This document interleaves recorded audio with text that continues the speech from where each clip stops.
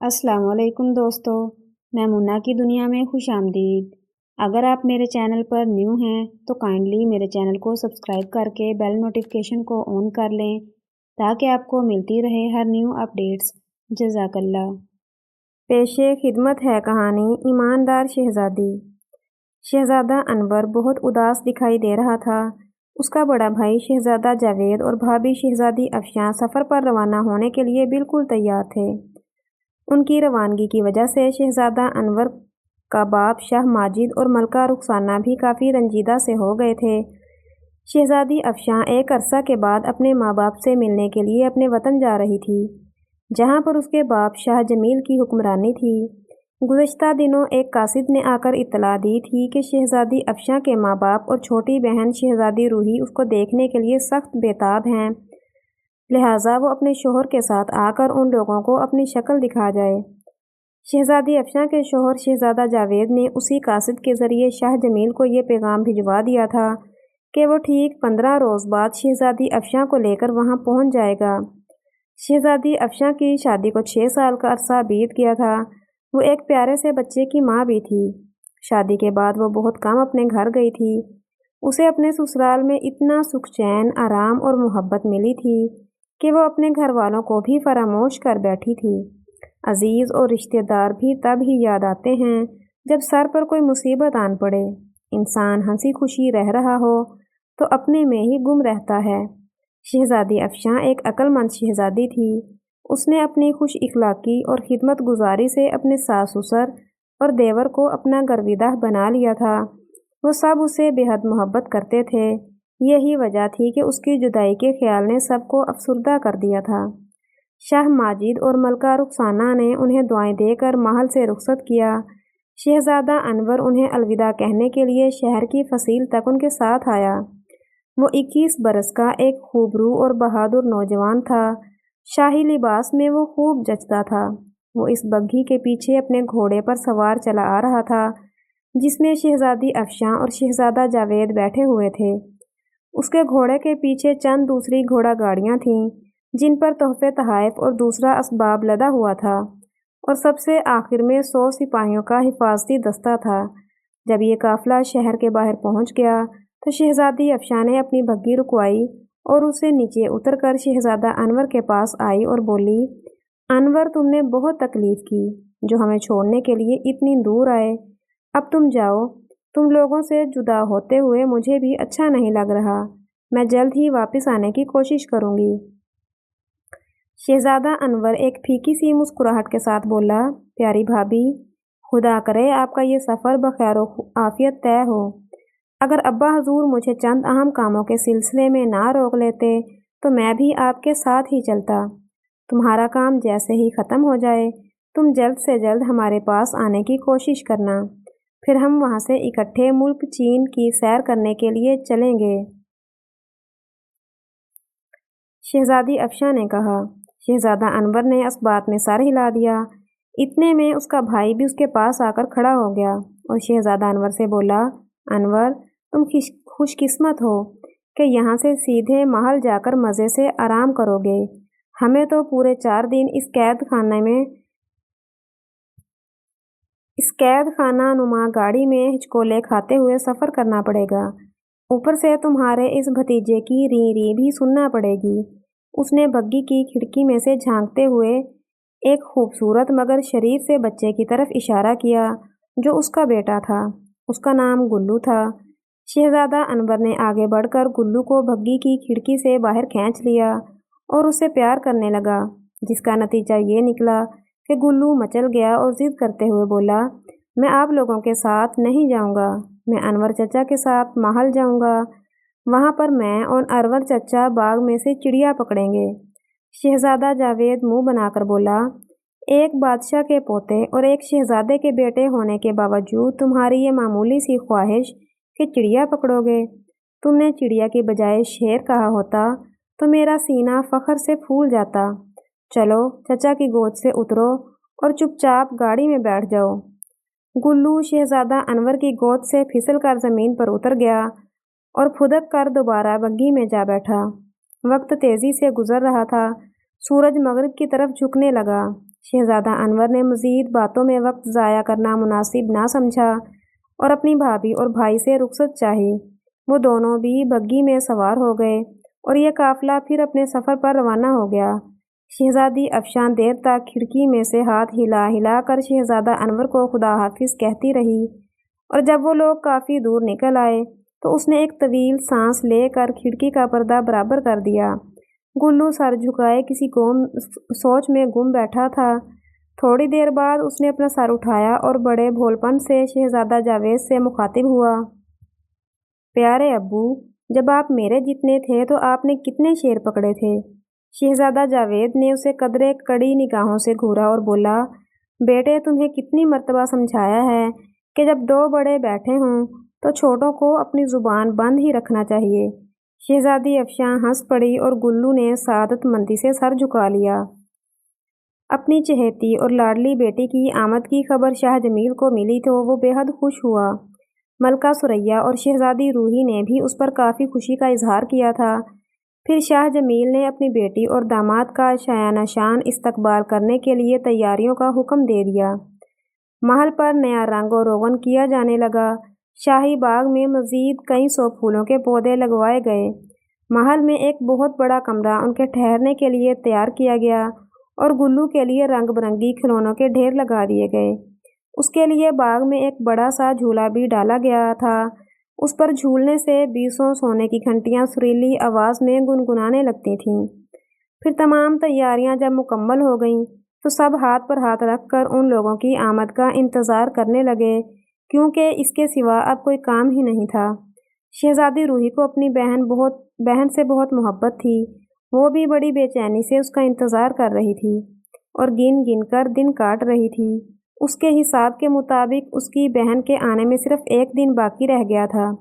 شہزادی روحی 16 سال کی ایک حسین و جمیل شہزادی تھی۔ اس کا رنگ روپ چاند کو شرماتا تھا۔ وہ ایک رحم دل اور ہنس مکھ لڑکی تھی۔ یہی وجہ تھی کہ سب لوگ اس سے بے حد محبت کرتے تھے۔ رات کا کھانا کھا کر شہزادی روحی تو سونے کے لیے اپنی خوابگاہ میں چلی گئی اور شاہ جمیل اور ملکہ ثریا ادھر ادھر کی باتیں کرنے لگے۔ باتیں کرتے کرتے اچانک شاہ جمیل کو اپنی ناک میں کچھ سوزش سی محسوس ہوئی۔ وہ ناک کو رگڑتے ہوئے تیز مشعل کی طرف دیکھنے لگا۔ اسے توقع تھی کہ شاید اس طرح چھینک آ جائے، مگر چھینک نہ آئی۔ وہ سر جھٹک کر ملکہ ثریا سے مخاطب ہوا، جہاں سورج کے اور بھی فوائد ہیں وہاں اس سے آسانی سے چھینک لینے میں بھی بڑی مدد مل جاتی ہے۔ ابھی ہمیں چھینک آ رہی تھی مگر نہیں آئی۔ اب ہمیں خدشہ ہے کہ اس چھینک کے رک جانے سے ہمارے سر میں درد ہو جائے گا۔ ملکہ ثریا نے کہا، آپ کو تو بس وہم ہو گیا ہے، بھلا چھینک کے رک جانے سے سر کے درد کا کیا واسطہ؟ شاہ جمیل نے اس کی بات کا کوئی جواب نہیں دیا اور چپ چاپ اپنی مسہری پر دراز ہو گیا۔ ملکہ ثریا شہزادی روحی کو دیکھنے کے لیے اس کے کمرے کی طرف چلی گئی۔ اس کا خیال تھا کہ شہزادی روحی بستر میں لیٹی کوئی کتاب پڑھ رہی ہوگی۔ ملکہ نے اسے رات کو زیادہ دیر تک جاگنے سے منع کر رکھا تھا، مگر جب وہ شہزادی روحی کے کمرے میں گئی تو وہ سو رہی تھی اور اس کے پپوٹے حرکت کر رہے تھے اور اس کے ہونٹوں پر ایک ہلکی سی مسکراہٹ تھی۔ شاید وہ کوئی خواب دیکھ رہی تھی۔ ملکہ ثریا دبے قدموں سے کمرے سے باہر نکل آئی۔ جب وہ واپس اپنی خوابگاہ میں پہنچی تو شاہ جمیل کھڑکی کی طرف دیکھ رہا تھا اور اس کے نتنے پھڑپھڑا رہے تھے۔ اچانک ملکہ ثریا نے ایک ہی زوردار آواز سنی۔ ایسا ہی محسوس ہوا تھا جیسے بالکل قریب ہی بادل اپنی زوردار آواز میں گرجے ہوں۔ اس کے کانوں میں سیٹیاں سی بجنے لگیں۔ اس نے گھبرا کر دروازے کی چوکھٹ پکڑ لی۔ یہ شاہ جمیل کی چھینک کی آواز تھی، جس کے زور سے کھڑکیوں کے پٹ کھلنے اور بند ہونے لگے تھے۔ مسہری کے سرہانے رکھی ہوئی گول میز کے 2 پائے بیچ میں سے ٹوٹ گئے۔ جس مسہری پر شاہ جمیل لیٹا ہوا تھا وہ کھسک کر کمرے کے دوسرے کونے میں پہنچ گئی تھی۔ کپڑوں اور زیورات سے بھری ہوئی الماری زمین پر اوندھی گر پڑی اور کمرے میں روشن چاروں مشعلیں بھٹک کر بجھ گئیں۔ کمرے میں گہرا اندھیرا چھا گیا تھا۔ ملکہ ثریا کے اوسان جب کچھ بحال ہوئے تو وہ قدرے تیز آواز میں بولی، آپ کو چھینک لینے میں کچھ احتیاط سے کام لینا چاہیے تھا۔ روحی ابھی ابھی سوئی ہے، اٹھ جائے گی۔ پھر ملکہ ثریا نے چاروں مشعلیں خود ہی روشن کیں۔ کیونکہ تمام کنیزیں اور غلام سونے کے لیے جا چکے تھے۔ جب کمرے میں روشنی ہوئی تو ملکہ ثریا کو کمرے میں پھیلی ہوئی ابتری کا علم ہوا۔ اس نے حیران ہو کر شاہ جمیل کی طرف دیکھا، مگر پھر اس کے منہ سے ایک چیخ نکلتے نکلتے رہ گئی۔ وہ خوف اور حیرت سے مسہری پر بیٹھے ہوئے اس بنمانس کی طرف دیکھ رہی تھی، جس کے جسم پر شاہی پوشاک موجود تھی اور سر پر تاج رکھا ہوا تھا، اور اس کے لمبے لمبے سفید دانت چمک رہے تھے۔ ملکہ ثریا دم بخود کھڑی تھی۔ وہ اس اسرار کو سمجھنے سے قاصر تھی کہ اس کی سمجھ میں نہیں آ رہا تھا یہ سب کیا ہو رہا ہے۔ وہ آنکھیں پھاڑے اس بنمانس کو دیکھ رہی تھی، جس نے اس کے شوہر شاہ جمیل کا لباس زیبتن کیا ہوا تھا۔ اچانک بنمانس نے اپنی جگہ سے حرکت کی اور مسہری سے نیچے اتر آیا۔ تبھی ملکہ ثریا کو اس سے بے انتہا خوف محسوس ہوا۔ وہ گھومی اور چاہتی ہی تھی کہ وہاں سے بھاگ جائے، مگر بنمانس کی آواز نے اس کے قدم روک لیے۔ روحی کی امی، ہم سے مت ڈرو، ہم تمہارے شوہر شاہ جمیل ہیں۔ ملکہ ثریا تیزی سے گھوم کر دوبارہ اس بنمانس کو دیکھنے لگی، جو اب اپنے سر پر سے تاج اتار کر اپنی کھوپڑی کھجانے لگا تھا۔ یہ سب کیا ہے؟ ملکہ ثریا نے روحان سی ہو کر پوچھا۔ یہ سب اس نامعقول چھینک کا کیا دھرا ہے، جس نے اس کمرے کی تمام خوبصورتی کو خاک میں ملا کر اسے کھنڈرات کی شکل دے دی ہے، اور اسی چھینک نے ہمیں بادشاہ سے بنمانس بنا دیا ہے۔ شاہ جمیل نے بے بسی سے کہا۔ اب کیا ہوگا؟ یہ جادو کی چھینک تو ہمیں بڑی دشواریوں میں مبتلا کر گئی ہے، ملکہ ثریا پریشانی سے بولی۔ اتنے میں شہزادی روحی بھی آنکھیں ملتے ہوئے وہاں پہنچ گئی۔ اس بھیانک چھینک کی وجہ سے اس کی آنکھ بھی کھل گئی تھی۔ اس نے جو اپنی ماں کو ایک خوفناک بنمانس سے باتیں کرتے ہوئے دیکھا تو وہ ہکا بکا رہ گئی اور ڈر گئی اور کئی قدم پیچھے ہٹ گئی۔ شاہ جمیل نے بڑے دکھ بھرے لہجے میں کہا، روحی بیٹی، ہم سے خوفزدہ مت ہو، ہم تمہارے بدنصیب باپ ہیں۔ پھر ملکہ ثریا شہزادی روحی کو تمام قصہ سنانے لگی۔ جب اس کی بات ختم ہو گئی تو شاہ جمیل بولا، اب ہمارا زوال شروع ہو گیا ہے۔ لوگ کبھی یہ نہیں چاہیں گے کہ ان پر ایک بنمانس حکومت کرے۔ ہمیں تخت سے اتار کر جنگل میں چھوڑ دیا جائے گا۔ ہم نے ساری زندگی شہر میں گزاری ہے، جنگل میں جائیں گے تو تمام جانور ہمارا ناطقہ بند کر دیں گے۔ ہم لڑائی کے داؤں پیچوں سے بھی ناواقف ہیں، اور تو اور ہمیں تو یہ بھی نہیں معلوم کہ بنمانس کھاتا کیا ہے۔ یہ ہم کس مصیبت میں گرفتار ہو گئے ہیں، ہمیں اس سے کیسے چھٹکارا ملے گا؟ اس کی درد بھری باتیں سن کر ملکہ ثریا اور شہزادی روحی زاروں کی طار رونے لگی۔ شاہ جمیل انہیں بے بسی سے دیکھنے لگا، پھر بولا، کل ہماری بیٹی شہزادی افشاں اپنے شوہر کے ساتھ آ رہی ہے، تم دونوں اس کے ساتھ اس کے ملک چمن در چمن چلی جانا۔ ہمارے بعد جو بھی اس ملک کا بادشاہ بنے گا وہ تمہارے ساتھ اچھا سلوک نہیں کرے گا۔ اب ہم تم دونوں کو خدا کے سپرد کرتے ہیں اور خود جنگل کی راہ لیتے ہیں۔ اس قسمت نے بھی اس بڑھاپے میں کیا مٹی پلید کی ہے کہ زندگی کا بقیہ حصہ جو یاد الہی میں بسر ہونا تھا اب درختوں پر چڑھتے اور اترتے گزرے گا۔ یہ کہہ کر شاہ جمیل کھڑکی کی طرف بڑھ گیا۔ وہ سب کی نظروں سے چھپ کر محل سے رخصت ہونا چاہتا تھا۔ اگر پہرے دار ایک بنمانس کو محل سے نکلتا دیکھ لیتے تو اسے ضرور اپنے تیروں سے چھلنی کر دیتے۔ اس لیے عافیت اسی میں تھی کہ چپ چاپ کھڑکی کے راستے باغ میں اترا جائے اور حفاظتی دیوار کو عبور کر کے جنگل کی راہ لی جائے۔ ملکہ ثریا اور شہزادی روحی پھٹی پھٹی آنکھوں سے شاہ جمیل کی طرف دیکھ رہی تھیں۔ شہزادی روحی کی آنکھوں میں آنسو امڈ آئے۔ وہ دوڑ کر شاہ جمیل سے لپٹ گئی اور روتے ہوئے بولی، ابا حضور، آپ نہ جائیں، تم غم نہ کرو بیٹی، اس میں بھی خدا کی کوئی مصلحت پوشیدہ ہوگی۔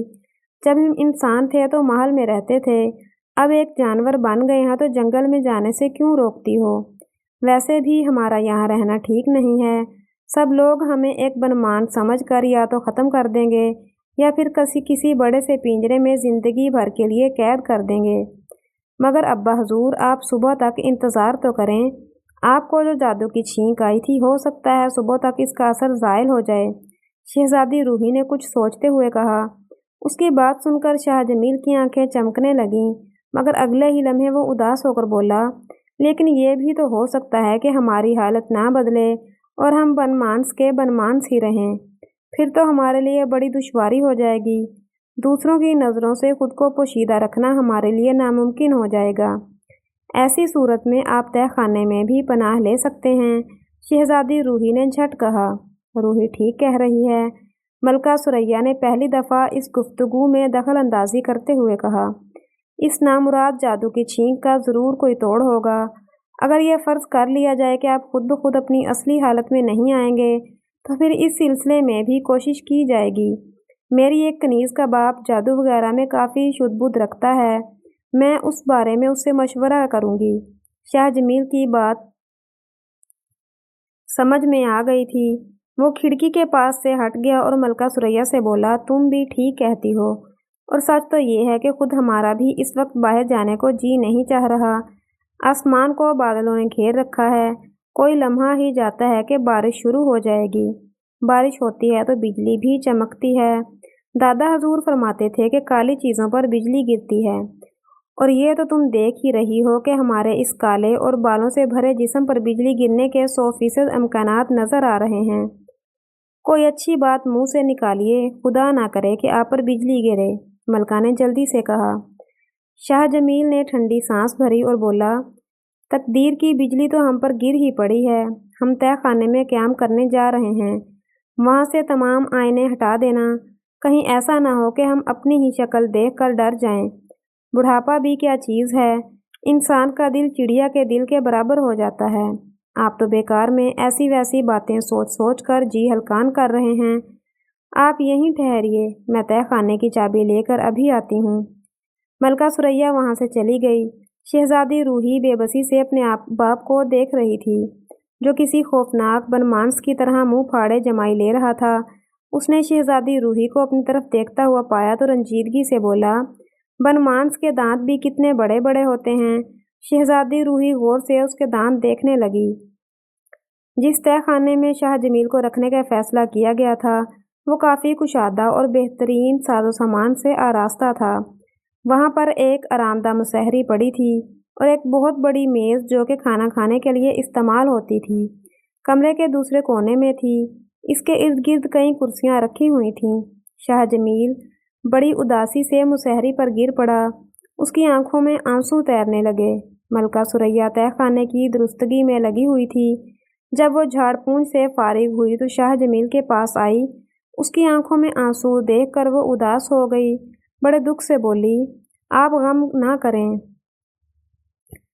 غم کرنے سے کچھ حاصل نہ ہوگا، سب کچھ تقدیر پر چھوڑ دیجیے۔ جس تقدیر میں ایسی نامعقول چھینکیں ہوں، ہم اس تقدیر پر اب کچھ بھی چھوڑنے کو تیار نہیں ہیں، شاہ جمیل نے بڑے غصے سے کہا۔ اس غصے کی وجہ سے اس کا چہرہ اور بھی خوفناک ہو گیا تھا اور منہ سے جھاگ نکلنے لگی تھی۔ ملکہ ثریا سہم کر پیچھے ہٹ گئی اور خوفزدہ لہجے میں بولی، آپ ناراضگی کا اظہار مت کریں، غصے میں آپ سچ مچ کے بنمانس لگتے ہیں، میں ڈر محسوس کرنے لگی ہوں۔ شاہ جمیل اپنے غصے پر قابو پانے کی کوشش کرنے لگا۔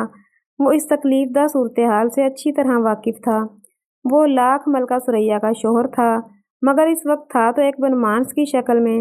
وہ سوچنے لگا کہ ملکہ ثریا جس کی عام حالت میں چوہوں تک سے جان نکلتی ہے، کس دیدہ دلیری اور جرأت مندی سے کام لیتے ہوئے اس کے نزدیک بیٹھی ہے۔ شاہ جمیل فوراً ہی دل میں خدا کا شکر ادا کرنے لگا جس نے اسے ملکہ ثریا جیسی وفادار اور بہادر بیوی عطا فرمائی تھی۔ پھر اس نے فیصلہ کر لیا کہ وہ اب کسی بات پر بھی ناراضگی کا اظہار نہیں کرے گا۔ اس کی برہمی سے ملکہ ثریا ڈر جاتی ہے۔ یہ سوچتے ہی شاہ جمیل نے اپنا موڈ درست کیا اور مسکراتے ہوئے ملکہ ثریا کی طرف دیکھنے لگا۔ ملکہ ثریا اس کی جانب ہی دیکھ رہی تھی۔ اسے مسکراتے دیکھ کر وہ خوف سے تھر تھر کانپنے لگی، پھر اسی طرح کانپتے ہوئے بولی، آپ مجھے ایسے کیوں دیکھ رہے ہیں؟ کیا مجھ سے کوئی غلطی ہو گئی ہے؟ شاہ جمیل بھنا کر بولا، کیا مطلب ہے تمہارا؟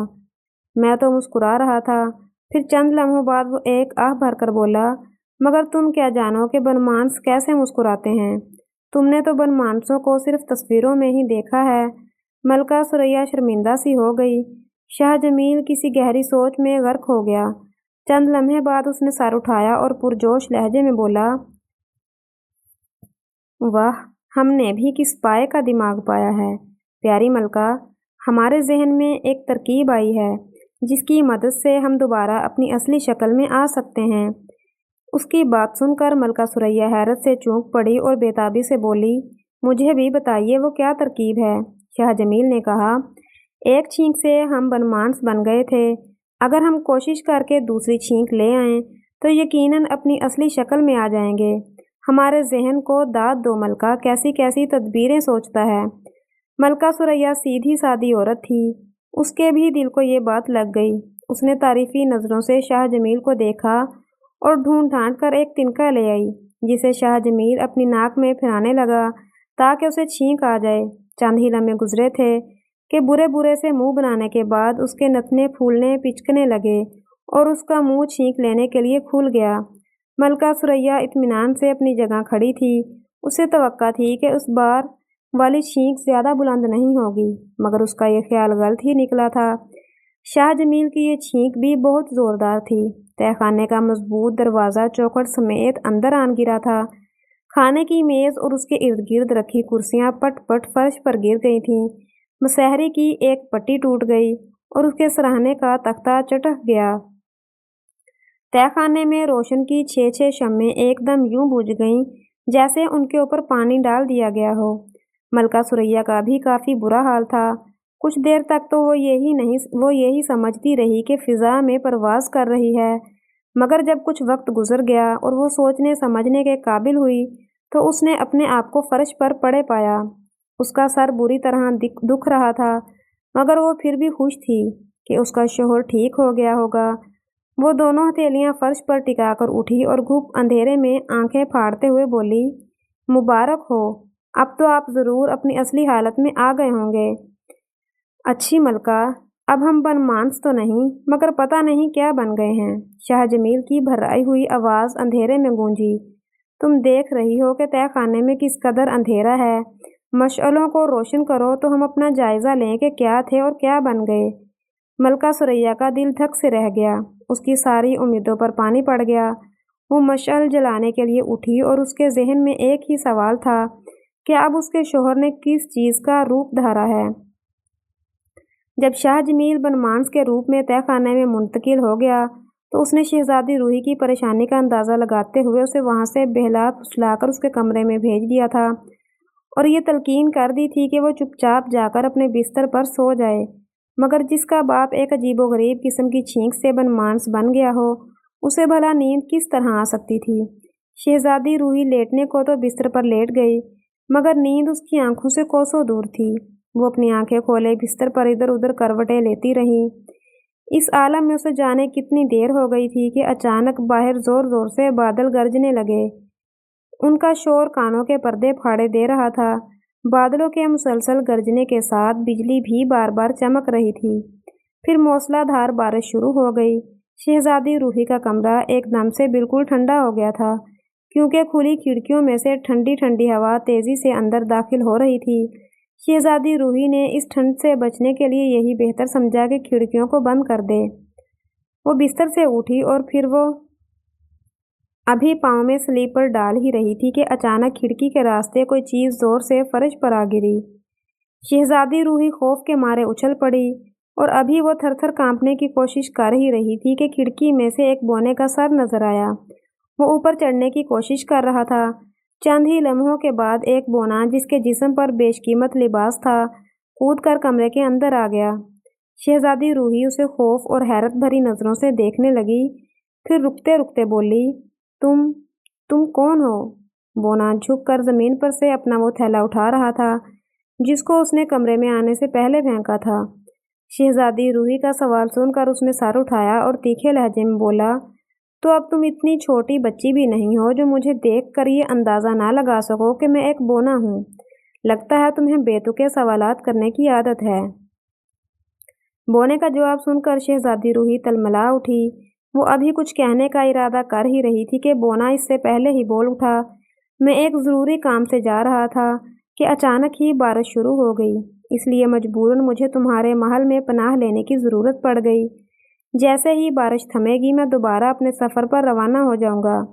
دراصل میرے محل میں میری بیوی میرا انتظار کر رہی ہے۔ میری نئی شادی ہوئی ہے اور میری بیوی کی فرمائش ہے کہ میں اسے کوئی بہت ہی حسین اور خوبصورت کنیز لا کر دوں جو اس کے روزمرہ کے کاموں کو بھی انجام دے اور باتیں کر کے اس کا دل بھی بہلائے۔ تو کیا تم بونوں کے بادشاہ یا شہزادے ہو؟ شہزادی روحی نے حیرت بھرے لہجے میں پوچھا۔ بونا چون کر اسے دیکھنے لگا، پھر خشک لہجے میں بولا، شہزادی زبان کو لگام دو، کیا میرے چہرے کے کسی بھی حصے سے یہ پتہ چلتا ہے کہ میں کہیں کا بادشاہ یا شہزادہ ہوں گا؟ چہرے مہرے سے تو تم جوتے گانٹنے والے معلوم دیتے ہو۔ شہزادی روحی بھنا کر بولی، مگر ایک بات تو بتاؤ، تم بادشاہ اور شہزادے کا ذکر سن کر اتنے غصے میں کیوں آ گئے تھے؟ یہ ایک بہت لمبی کہانی ہے، بس اتنا سن لو کہ پہلے میں پرستان میں رہا کرتا تھا۔ ایک روز میری وہاں کے شہزادے سے کھیلتے کھیلتے لڑائی ہو گئی۔ اس کی شکایت پر اس کے باپ نے مجھے پرستان سے نکلنے کا حکم دیا۔ مجھے مجبوراً وہاں سے نکل کر ملک چمن در چمن میں بونوں کی بستی میں رہائش اختیار کرنا پڑی۔ جب سے مجھے بادشاہوں اور شہزادوں سے سخت چڑ ہے۔ شاید تم نے مجھ پر بادشاہ اور شہزادے کا شبہ اس لیے کیا تھا کہ میں محل میں جو رہتا ہوں، مگر شہزادی جس کے پاس پیسہ ہوتا ہے وہ ایک محل تو کیا 10 محل بھی بنوا سکتا ہے۔ تم نے درست اندازہ لگایا تھا کہ میں جوتے گانٹنے والا معلوم دیتا ہوں۔ دراصل 3 سال پہلے میں جوتے بنانے اور ان کی مرمت کا کام کرتا تھا۔ میں وہی موچی کا موچی رہتا اگر ایک روز اتفاق سے میرے پاس ایک رحم دل شخص نہ آتا۔ اس نے مجھ سے اپنے لیے جوتے بنوائے اور جب جوتے بن کر تیار ہو گئے تو میری اعلیٰ کارکردگی کی وجہ سے وہ اتنا خوش ہوا کہ مجھے 5 چڑیاؤں کا ایک پنجرا دے گیا۔ یہ چڑیا جادو کی تھی اور صبح دوپہر شام کھانے سے پہلے اور کھانے کے بعد ایک ایک سونے کا انڈا دیتی تھی۔ میں نے وہ انڈے جمع کرنے شروع کر دیے اور بہت جلد امیر کبیر بن کر عیش سے زندگی بسر کرنے لگا۔ پھر اسی عرصہ میں میری شادی ہو گئی۔ مجھے اپنی بیوی سے بہت محبت ہے۔ اس کی فرمائش پر میں ملک چمن در چمن سے چل کر تمہارے ملک میں آیا ہوں۔ میں نے سنا تھا کہ یہاں پر افضل نامی غلاموں اور کنیزوں کا ایک سوداگر رہتا ہے۔ اس کے پاس ایک نہایت حسین و جمیل کنیز ہے۔ میں ابھی اسی سوداگر سے مل کر آ رہا ہوں اور مجھے بڑے افسوس کے ساتھ کہنا پڑ رہا ہے کہ میں اس کنیز کو خریدنے میں ناکام رہا ہوں، کیونکہ اس سوداگر نے پرسوں ہی اپنی اس کنیز سے شادی کر لی ہے۔ شہزادی روحی کھلکھلا کر ہنس پڑی۔ ہنستے ہوئے بولی، اب تو تمہیں خالی ہاتھ گھر جانا پڑے گا۔ تمہاری بیوی تو تم سے ناراض ہو جائے گی، ہو سکتا ہے تم سے بھی لڑ پڑے۔ شہزادی روحی کی بات سن کر بونا خاموش ہو گیا۔ یہ حقیقت تھی کہ بغیر کسی خادمہ کو ساتھ لیے وہ گھر جانا نہیں چاہتا تھا۔ اس نے اپنی بیوی سے وعدہ کیا تھا کہ وہ ضرور اپنے ساتھ ایک بہت خوبصورت خادمہ کو لے کر آئے گا۔ اب اگر وہ خالی ہاتھ گھر جاتا تو اسے بیوی کے سامنے شرمندگی اٹھانا پڑتی۔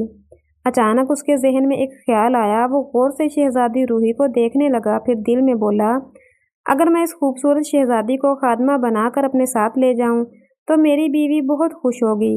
یہ سوچ کر اس کے ہونٹوں پر مسکراہٹ پھیل گئی۔ شہزادی نے جو اسے مکاری سے مسکراتے دیکھا تو جھلا کر بولی، یہ تم کس بات پر مسکرانے لگے؟ ہر وقت دانت نکالنا اچھی بات نہیں ہوتی۔ بونے نے برا مانے بغیر کہا، شہزادی روحی، میری ایک بہت بڑی مشکل حل ہو گئی ہے۔ یہ کہہ کر وہ ہنسنے لگا اور شہزادی روحی اسے عجیب سی نظروں سے دیکھنے لگی۔ ملکہ ثریا کا خوف و دہشت کے مارے برا حال تھا۔ اس نے بڑی مشکلوں کے بعد شاہ جمیل کی دوسری چھینک سے بجھنے والی شمع روشن کی اور پھر جو کمرے میں نظر ڈالی تو سر پکڑ کر بیٹھ گئی۔ کمرے میں اب بنمانس کی بجائے ایک سیاہ رنگ کا بکرا کھڑا تھا۔ اس کے جسم پر شاہی پوشاک موجود تھی اور سینگوں میں ہیرے جواہرات سے مزین سونے کا تاج اٹکا ہوا تھا۔ اسے یہ جاننے میں قطعی کوئی دشواری نہیں ہوئی کہ یہ اس کا شوہر شاہ جمیل ہی ہے، جو دوسری جادو کی چھینک کی وجہ سے بنمانس سے بکرا بن گیا ہے۔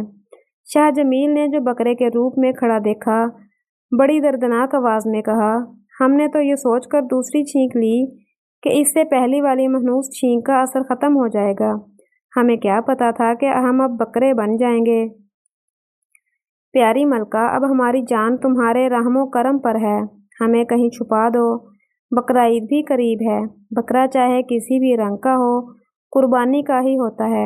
اگر خدا نہ خواستہ ہم کسی کے بھی ہتھے چڑھ گئے تو فوراً ہی گلے پر چھری پھیر دی جائے گی۔ ملکہ روتے ہوئے بولی، اچھا، میں ابھی رسی لے کر آتی ہوں، آپ کو میں مسہری کے پائے سے باندھ دوں گی۔ کہیں ایسا نہ ہو کہ آپ خود سچ مچ برا بکرا سمجھنے لگیں اور شاہی باغ میں جا کر سبز اور نرم نرم ریشمی گھاس چرنے لگیں۔ اگر ایسا ہو گیا تو واقعی بڑی مصیبت ہو جائے گی۔ گھاس کا نام سن کر شاہ جمیل نے منہ چلانا شروع کر دیا، پھر ملکہ سے بولا، ملکہ، بات ذرا مختصر کیا کرو۔ تم نے کیا سرسبز گھاس کا نقشہ کھینچا ہے کہ ہمارا جی بے اختیار گھاس کی طرف کھینچنے لگا ہے؟ فوراً جاؤ، مضبوط سی رسی لاؤ، کہیں ایسا نہ ہو کہ ہم باغ کی طرف دوڑ لگا دیں۔ تم دیکھ ہی رہی ہو کہ تہہ خانے کا دروازہ بھی ٹوٹا ہوا ہے۔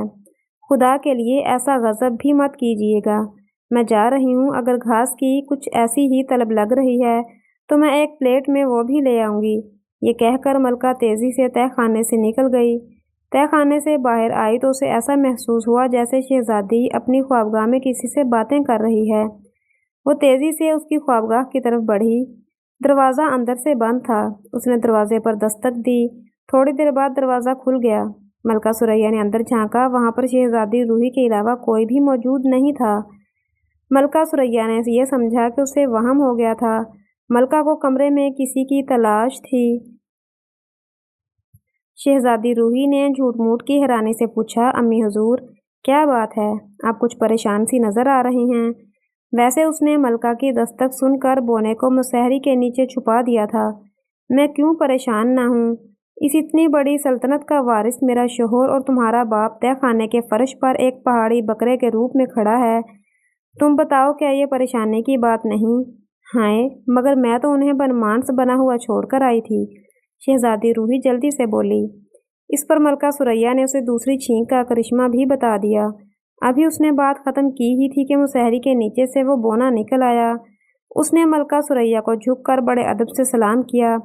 ملکہ ثریا اسے حیرت بھری نظروں سے دیکھتے ہوئے بولی، شہزادی روحی، یہ کون ہے؟ شہزادی روحی کی بجائے بونے نے جواب دیا، ملکہ عالیہ، میں ایک بونا ہوں اور ملک چمن در چمن سے آ رہا ہوں۔ چمن در چمن کا نام سن کر ملکہ چونک پڑی اور اس کی بات کاٹ کر بولی، ارے اس ملک میں تو ہماری بڑی شہزادی بیاہی گئی ہے۔ میں سب کچھ جانتا ہوں ملکہ عالیہ۔ پہلے آپ کی بیٹی شہزادی افشاں کا دیور میرا بہت گہرا دوست تھا۔ اس کا نام شہزادہ انور ہے۔ اس کے ذریعے مجھے تمام باتوں کا علم ہو جاتا ہے، مگر ابھی کچھ دن ہوئے ہماری کسی بات پر سخت بحث ہو گئی اور ہم دونوں دوست کے بجائے ایک دوسرے کے دشمن بن گئے۔ اگر وہ مجھے کہیں مل جائے تو میں اس کی تکا بوٹی کر دوں گا۔ ملکہ ثریا کا منہ حیرت سے کھل گیا تھا، پھر وہ ایک دم ناراض نظر آنے لگی۔ تیز لہجے میں بولی، او پستہ قد نوجوان، کیا تو نہیں جانتا کہ شہزادہ انور میری بیٹی کا دیور ہے؟ اس کے متعلق تو میرے سامنے اس قسم کی گفتگو کر رہا ہے، شاید تجھے اپنی جان پیاری نہیں ہے۔ ملکہ عالیہ، مجھے اپنی جان بھی پیاری ہے اور مال بھی، بونے نے اپنا تھیلا بغل میں دباتے ہوئے کہا۔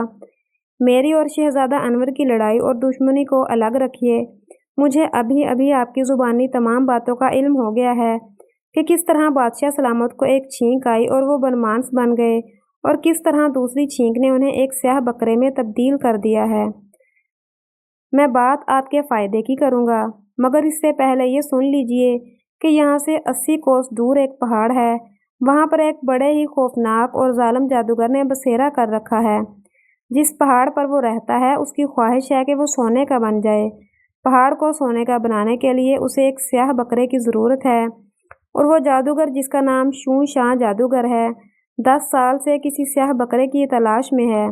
وہ اب تک 55 ملکوں میں سیاہ بکرے کی تلاش میں گھوم چکا ہے، مگر اسے بالکل سیاہ بکرا ابھی تک نہیں ملا۔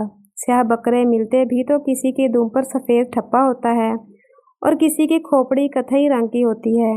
اب وہ جادوگر آپ کے ملک میں گھوم رہا ہے۔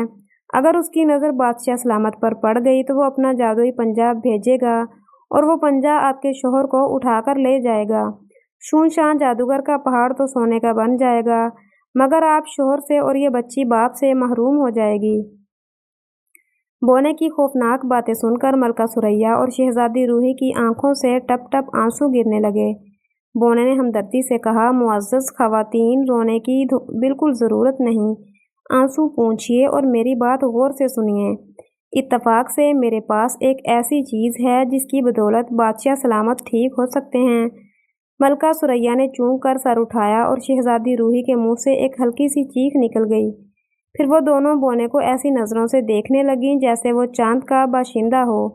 बोना फख्र से सीना ताने उन्हें मुस्कुराती नज़रों से देख रहा था। अचानक मलका सुरैया, शहजादी रूही और बोना तीनों एक करख्त आवाज़ सुनकर चौंक पड़े। शाह जमील, जो कि अब एक बकरे की शक्ल में था, दरवाजे से अपनी पीठ रगड़ते हुए कह रहा था, मलका, हमने तुम्हें घास लेने के लिए भेजा था। भूख के मारे हमारा दम निकला जा रहा है, मगर तुम्हें कुछ परवाह ही नहीं है। यहाँ पर इस अहमक बोने से मसरूफ़ गुफ्तगू हो गई हो और ये बात फरामोश कर बैठी हो कि हम इस वक्त एक पहाड़ी बकरे के रूप में हैं, जो पहाड़ पर हज़ारों फीट की बुलंदी से सर के बल छलांग लगाता है। ऐसे बकरे की टक्कर कितनी ज़बरदस्त होती होगी, तुम्हें अंदाज़ा ही नहीं होगा। एक और बात का ख्याल रखना, पहाड़ी बकरा बन जाने के बाद हमारा गुस्सा बहुत तेज़ हो गया है। शाह जमील के मुंह से इतनी लंबी चौड़ी डांट सुनने के बाद जाहिर है मलका सुरैया की आंखों में आंसू भर आए होंगे, मगर उसने अपना ये रोना धोना वक्ती तौर पर मुलतवी कर दिया और नरम लहजे में बोली, आपकी मुसीबत बस ख़त्म ही होने वाली है। यह रहमदिल बोना आपको अभी आपकी असली शक्ल में ले आएगा। मलका, उस बात ने बादशाह को हैरत ज़दा कर दिया। वो बोने को सवालिया निगाहों से देखने लगा। बोने ने कहा, जहाँपनाह, खुदा आपकी उम्र दराज करे। मैं एक सीधा सादा बोना हूँ, बारिश से बचने के लिए आपके महल में चला आया था। शायद खुदा को यही मंजूर था कि मैं आपके काम आऊँ। मैं कोई जादूगर नहीं हूँ, मगर ऐसी पुरस्रार बातों से भी अनजान नहीं हूँ।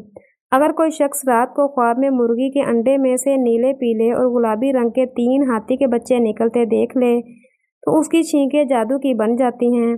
उसे जो भी छींक आती है, उसका जिस्म किस्म किस्म के जानवरों का रूप धारता रहता है। शाह जमील हैरत ज़दा होकर बोला, बिल्कुल बिल्कुल, हमने रात को ऐसा ही ख्वाब देखा था। हमने देखा कि हम एक बहुत ही गरीब आदमी हो गए हैं और नौकरी की तलाश में घर से निकले हैं। चलते चलते एक कुएं के पास पहुँचे और वहाँ कुछ देर सुस्ताने के लिए बैठ गए। वहाँ बैठे हुए ज़्यादा देर नहीं गुजरी थी कि हमने एक मोटी सी मुर्गी देखी, जिसकी चोंच में एक अंडा दबा हुआ था। मुर्गी ने वो अंडा हमारे सामने फेंक दिया और खुद भाग गई। ज़मीन पर गिरने की वजह से अंडा टूट गया और उसमें से 3 छोटे छोटे हाथी के बच्चे निकले, जो कि नीले, पीले और गुलाबी रंग के थे। अंडे से बाहर निकलते ही तीनों ज़ोर ज़ोर से चिल्लाने लगे। उसके बाद क्या हुआ, हमें कुछ खबर नहीं। प्यारे नन्हे मुन्ने बोने, अब तुम जल्दी से वो अमल करो कि हम अपनी असली हालत में आ जाएं। बोने के चेहरे पर एक याराना मुस्कुराहट थी। वो मुस्कुराते हुए बोला, जहाँपनाह, अगर आप मेरी एक शर्त मानने का वादा करें तो मैं आपको ठीक कर सकता हूँ। बादशाह बेताबी से बोला, हमें तुम्हारी हर शर्त मंजूर है, मगर हमें जल्दी से इस मुसीबत से निजात दिलाओ।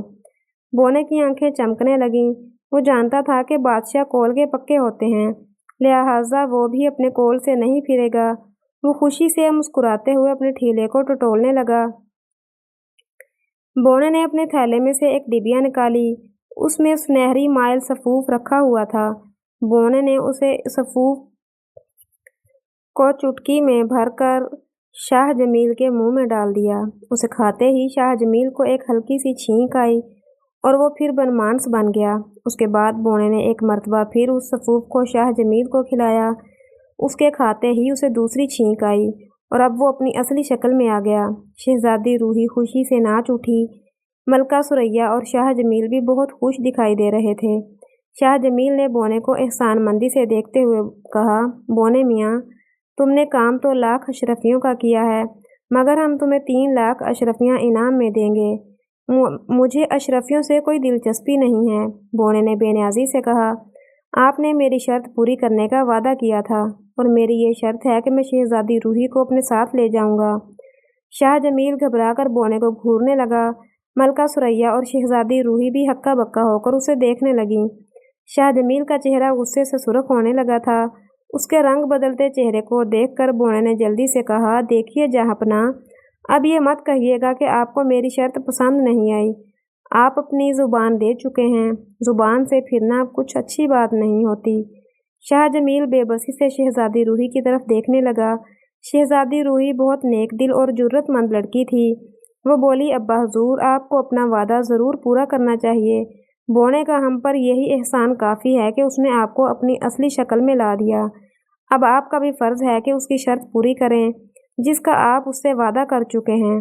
حقیقت تو یہ تھی کہ شاہ جمیل نے جلد بازی میں بونے سے وعدہ کر کے خود کو بونے کی بات ماننے کا پابند کر لیا تھا، مگر پھر بھی اس نے اپنی سی کافی کوشش کی کہ بونا شہزادی روحی کے ساتھ لے جانے سے باز رہے۔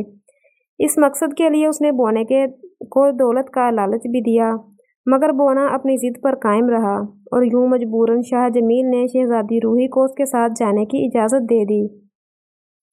شہزادی روحی کو رخصت کرتے ہوئے ملکہ ثریا کی آنکھوں سے آنسوؤں کی جھڑی لگ گئی تھی۔ بادشاہ بھی بہت غمگین تھا۔ بونے نے اپنے تھیلے میں سے جادو کا قالین نکالا اور شہزادی روحی کو اس پر بٹھا کر اپنے ملک چمن در چمن کی طرف اڑ گیا۔ اگلے دن جب سورج طلوع ہوا تو ملکہ ثریا اور شاہ جمیل دونوں ہی بہت اداس تھے۔ تھوڑی دیر بعد شہزادی افشاں، شہزادہ جاوید اور گلو بھی وہاں پہنچ گئے۔ ان کے آنے کی خوشی شہزادی روحی کے بونے کے ساتھ چلے جانے کی وجہ سے دھری کی دھری رہ گئی تھی۔ یہ خبر جنگل کے آگ کی طرح پورے ملک میں پھیل گئی تھی کہ شہزادی روحی کو ایک بونا اپنے ساتھ لے گیا ہے۔ شہزادی افشاں کی حالت بہت ابتر نظر آ رہی تھی۔ شہزادہ جاوید بھی افسردہ ہو گیا تھا، غرض کہ وہاں پر ایک کوہرام مچا ہوا تھا۔ ادھر بونا شہزادی روحی کو لے کر اپنے محل میں پہنچ گیا تھا۔ اس کی بیوی شہزادی روحی کو دیکھ کر بہت خوش ہوئی اور اتنی حسین و جمیل خادمہ لانے پر بونے کا شکریہ ادا کرنے لگی۔ شہزادی روحی وہاں آتے ہی کام میں جٹ گئی۔ اس نے حالات سے سمجھوتا کر لیا تھا۔ جب قسمت میں اس کے یہ لکھا تھا کہ وہ ایک بونے کی اور بونے کی بیوی کی کنیز بنے گی تو پھر گلہ کیسا اور شکایت کیسی۔ وہ لوگ ناشتے سے فارغ ہو گئے تھے۔ ناشتہ شہزادی روحی نے ہی تیار کیا تھا۔ ناشتے سے فراغت ہوئی تو جھوٹے برتنوں کا ڈھیر وہاں جمع ہو گیا تھا۔ پانی ختم ہو گیا تھا۔ محل سے کچھ ہی فاصلے پر ایک کنواں تھا۔ بونے نے شہزادی روحی سے کہا کہ وہ کنویں پر سے پانی بھر کر لائے۔ شہزادی روحی کنویں پر پانی بھرنے کے لیے چلی گئی۔ بونا یوں ہی گھومنے پھرنے کے لیے باہر نکل گیا۔ وہ ابھی محل سے کچھ ہی فاصلے پر پہنچا تھا کہ اس نے شہزادہ انور کو وہاں سے گزرتے ہوئے دیکھا۔ وہ غالباً شکار کھیلنے جنگل کی طرف جا رہا تھا، کیونکہ اس کے شانے پر کمان بھی لٹک رہی تھی۔ بونے کی اور شہزادے انور کی کافی عرصہ پہلے خوب دوستی تھی۔ شہزادہ انور جب بھی شکار کھیلنے جاتا تو بونوں کی بستی میں آ کر اس سے ملاقات ضرور کرتا تھا، مگر پھر رفتہ رفتہ ان کی دوستی میں فرق آنے لگا۔ شہزادہ انور ایک نیک دل نوجوان تھا۔ اس کے برعکس بونے میں عیاری اور مکاری کوٹ کوٹ کر بھری ہوئی تھی۔ اس کے علاوہ وہ خود غرض اور بے مروت بھی تھا۔ وہ سیدھے سادے لوگوں کو بیوقوف بنا کر خوب کہے لگاتا تھا۔ شہزادہ انور کو جب اس کی عادتوں کا پتہ چلا تو اسے بہت افسوس ہوا۔ اس کو یہ بات پسند نہیں تھی کہ سادہ لوگوں کی بے بسی سے لطف اندوز ہوا جائے اور انہیں تنگ کیا جائے۔ اس نے یہ بات بونے کو بھی سمجھانے کی کوشش کی۔ بونے نے اس کی نصیحتوں کا برا مانا اور اسے لڑ پڑا، جس کی وجہ سے ان دونوں کی بول چال بھی بند ہو گئی تھی۔ شہزادہ انور کی راہ میں وہ کنواں بھی پڑتا تھا۔ جب وہ وہاں سے گزرا تو اس نے شہزادی روحی کو پانی بھرتے دیکھا۔ چند لمحے تک تو وہ بالکل ہی گمسم سا کھڑا رہا۔ پھر اس نے شہزادی روحی کو آواز دی۔ اس کی آواز سن کر شہزادی روحی پلٹی اور شہزادہ انور کو دیکھ کر اس کے ہونٹوں پر ایک مسکراہٹ پھیل گئی۔ وہ پانی کا ڈول کنویں میں ڈال کر اس کی طرف بڑھی۔ شہزادہ انور گھوڑے سے نیچے اتر آیا۔ شہزادی روحی، تم نے یہ کیا حالت بنا رکھی ہے؟ شہزادہ انور نے اسے اوپر سے نیچے تک دیکھتے ہوئے کہا۔ جواب میں شہزادی روحی نے اسے پوری کہانی سنا دی۔ اس کی کہانی سن کر شہزادہ انور کا چہرہ غصے کی شدت سے سرخ ہو گیا۔ اس نے نفرت بھرے لہجے میں کہا، میں اس بونے کے بچے کو ایسا نہیں سمجھتا تھا۔ تمہارے یہاں چلے آنے کی وجہ سے وہاں پر سب لوگ کتنا پریشان ہو رہے ہوں گے۔ بونا ایک درخت کے پیچھے کھڑا ان کی تمام گفتگو سن رہا تھا۔ وہ شہزادہ انور کا تعاقب کرتے ہوئے وہاں پہنچ گیا تھا۔ شہزادہ انور کی بات سن کر وہ مسکراتے ہوئے درخت کے پیچھے سے نکلا اور بولا، ایک شہزادی کو خادمہ کے روپ میں دیکھ کر تمہیں یقیناً بڑی مسرت ہو رہی ہوگی۔ اس کی بات نے جلتی پر تیل کا کام کیا۔ شہزادہ انور غصے سے بے قابو ہو کر اس پر جھپٹا، مگر بونا بہت چالاک تھا اور پھرتیلا تھا۔ وہ شہزادہ انور کی گرفت میں نہیں آیا، بلکہ ایک زکند بھر کر اسے کچھ دور ہو گیا اور زور زور سے ہنسنے لگا۔ شہزادہ انور چند لمحے اسے گھورتا رہا، پھر وہ خاموشی سے اپنے گھوڑے کی طرف بڑھ گیا۔ گھوڑے کے پاس پہنچ کر اس نے بڑی پھرتی سے زین سے لٹکا ہوا رسی کا پھندا نکال کر اسے گھوم کر بونے کی طرف پھینکا۔ रस्सी का फंदा तीर की तरह सनसनाता हुआ बोने के शानों के दरमियान अटक गया। शहजादा अनवर ने एक ज़बरदस्त झटका मारा और बोना 3-4 कलाबाजियाँ खा कर ज़मीन पर गिर पड़ा। उसकी नाक ज़मीन से रगड़ खा गई थी और अब उसमें से खून निकलने लगा था। शहजादा अनवर ने अपनी म्यान से तलवार निकाली और बोने की तरफ बढ़ते हुए बोला, तुमने अपनी हरकतों की वजह से दूसरों का जीना दूभर कर रखा है। अब मैं तुम्हें छोड़ूंगा नहीं, ताकि दूसरे लोग भी सुख का सांस ले सकें और शहजादी रूही को भी तुमसे निजात मिल जाए। बोना बेबसी और खौफजदा निगाहों से शहजादा अनवर को तक रहा था। शहजादा अनवर उसके बहुत करीब पहुंच गया था और फिर वो चाहता ही था कि बोने का सर उसके तन से जुदा कर दे कि शहजादी रूही बिजली की सी तेज़ी के साथ आगे बढ़ी और बोने और उसके दरमियान आकर चीख कर बोली, ठहरो अनवर, मेरे मालिक को मारने से पहले तुम्हें मेरी लाश पर से गुजरना पड़ेगा। शहजादा अनवर के साथ बोना भी हैरत ज़दा रह गया। शहजादा अनवर ने कहा, रूही ये तुम्हारा दुश्मन है, तुम उसकी तरफदारी क्यों कर रही हो? शहजादी रूही ने कहा, कुछ भी हो, इस बोने की वजह से ही मेरे अब्बा हुजूर अपनी असली शक्ल में आए हैं। उन्होंने इस बोने को ज़बान दे दी थी कि वो इसकी हर शर्त मानेंगे। अगर ये इस शर्त के एवज़ मुझे ले आया है तो उसने कौन सा जुर्म किया है? अपना ये रस्सी का फंदा खोल कर बोने को आज़ाद कर दो और अपनी राह लो। मैं अब शहजादी नहीं हूँ, इस बोने की खादमा हूँ। मेरे मालिक की तुमसे दुश्मनी है, इसलिए ये भी सुन लो कि आइंदा तुम मुझसे मिलने की कोशिश मत करना। शहजादा अनवर ने खामोशी से बोने को आज़ाद कर दिया और चुपचाप अपने घोड़े की तरफ बढ़ गया। अचानक उसके कानों में बोने की आवाज़ आई, शहजादा अनवर, मेरे दोस्त, ठहरो। शहजादा अनवर ने हैरत से घूमकर बोने की तरफ देखा। बोने की आंखों में आंसू लरस रहे थे। उसने रूंधी हुई आवाज़ में कहा, मेरे दोस्त, मैं वाकई बहुत मक्कार और अय्यार था, मगर इस ईमानदार शहजादी ने मेरी आंखें खोल दी हैं। मैं तुम्हें बखुशी इजाज़त देता हूँ कि तुम शहजादी को अपने साथ ले जाओ और मैं इस बात का भी वादा करता हूँ कि आइंदा एक अच्छा इंसान बनकर ज़िंदगी गुजारूंगा। किस्सा मुख्तसर बोने ने शहजादी रूही को शहजादा अनवर के साथ जाने की इजाज़त दे दी और उन्हें अपना तिलिस्मी कालीन भी दे दिया जो उसने एक परी से ख़रीदा था और जिस पर बैठकर इंसान दुनिया में जिस जगह भी जाना चाहे जा सकता था। शहजादा अनवर इस तिलिस्मी कालीन पर शहजादी रूही को बिठाकर उसके माँ बाप के पास ले आया। सब शहजादी की वापसी से बेहद खुश हुए। शहजादी अफशां भी बहुत खुश थी। पूरे मुल्क में खुशी के शादियाने बजने लगे। इसी खुशी में शाह जमील ने गरीबों के लिए खजानों के मुंह खोल दिए थे। इस वाक़या के बाद बोने और शहजादा अनवर में बहुत गहरी दोस्ती हो गई थी। बोना एक नेक दिल और एक अच्छा इंसान बन गया था। उसने लोगों को तंग करना भी छोड़ दिया था और हर दम इस कोशिश में मसरूफ़ रहता कि दूसरों को उसकी ज़ात से फ़ायदा ही पहुँचे। अपने अच्छे बन जाने पर वो शहजादी रूही का बहुत एहसानमंद था, जिसकी ईमानदारी से मुतासर होकर उसने नेक बनने का फ़ैसला किया था। कुछ अरसा पहले शहजादा अनवर और शहजादी रूही की शादी भी हो गई और फिर सब हंसी खुशी में रहने लगे। प्यारे दोस्तों, अगर स्टोरी पसंद आई हो तो स्टोरी को लाइक और शेयर करना मत भूलें और मज़ीद इस तरह की वीडियोज़ के लिए मेरे चैनल को सब्सक्राइब करें। जज़ाकल्लाह।